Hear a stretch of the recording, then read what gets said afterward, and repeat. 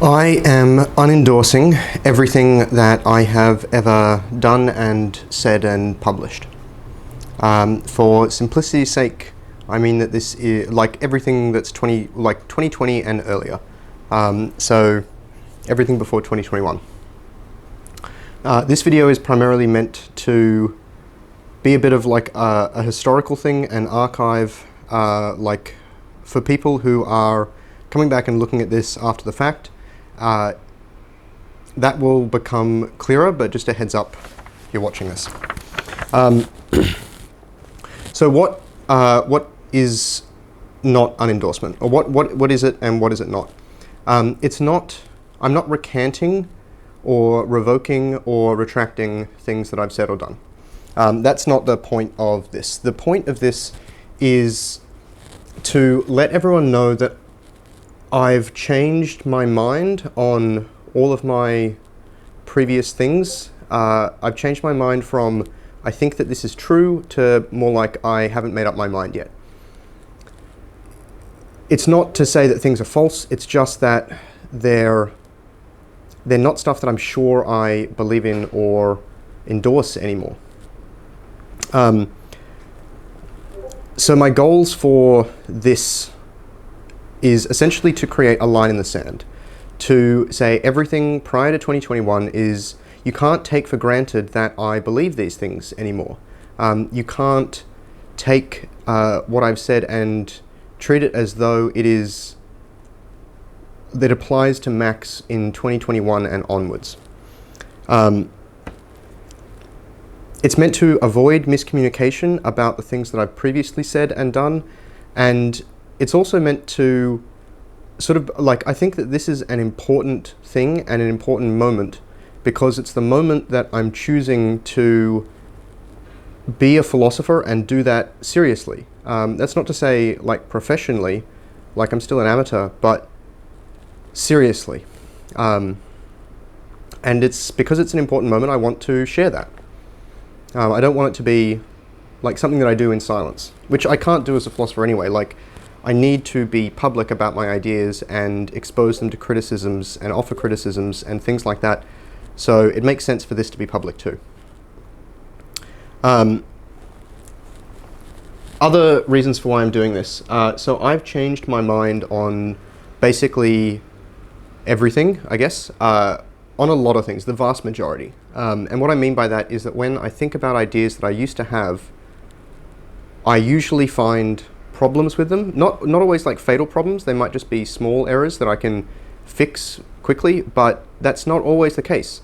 And so it's not safe for me to use them as a basis anymore. It's not safe for me to take for granted the things that I used to.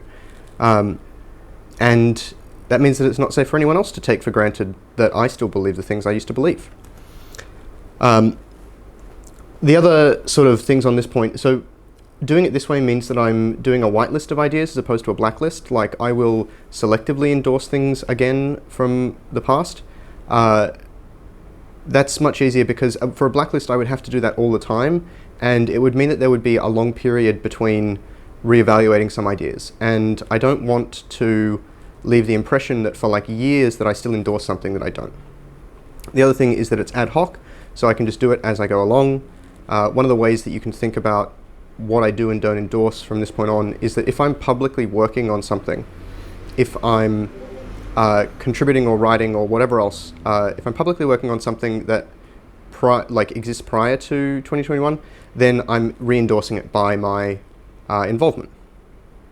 I think that's the right way to do it, and that way, you know, it like these are unambiguous things, I think, for the most part.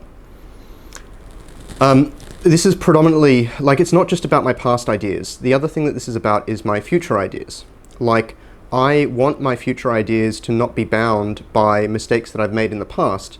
That doesn't mean that I'm trying to escape mistakes from the past. It doesn't mean that I'm refusing to answer criticisms or that I don't think that's important or anything like that. Like, I made those mistakes and I need to understand why they were mistakes and how not to make them again.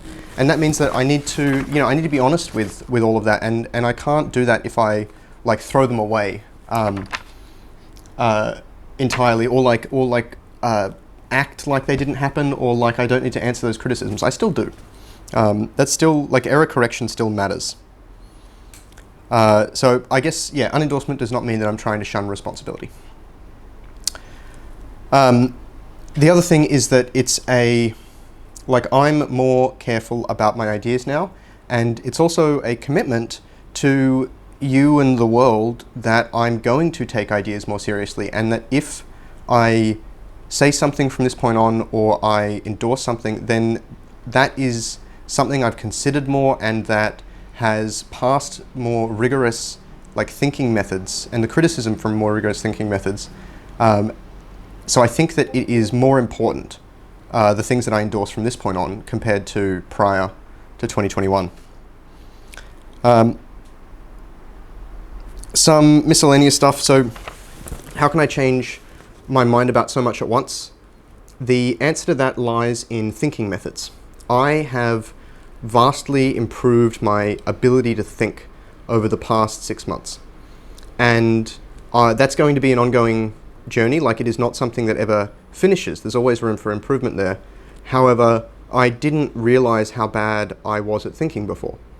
I think we live in a society where when you reach adulthood, there's sort of a lot of expectation that you're in large part done with those sort of things to learn, and I think that's a really bad way to look at it. No one's ever done, and you can't predict progress in this regard. So it's not that, age is not a good proxy for figuring out whether someone is better or worse at thinking or things like that. Education is not a good proxy. In fact, it's a very unreliable proxy. And we know this without controversy, because there are educated people who have serious disagreements about things, and that means that there must be some either irrationality or unresolved disagreement or something else going wrong to prevent them reaching agreement. So with my past ideas, I find problems with them and I don't know how to quickly answer them. A lot of the time. Some problems I know how to quickly answer.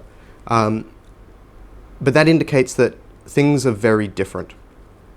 And the reason that I can see problems that I couldn't before is my thinking methods. That's predominantly how we can quickly see problems. The other thing that's related here is that my library of criticism is growing, and that also allows me to better judge ideas more quickly. And as that grows, my ideas will improve as well, and my ability to judge ideas will improve, my self-judgment will improve, things like that. And this is a qualitative distinction between before and after.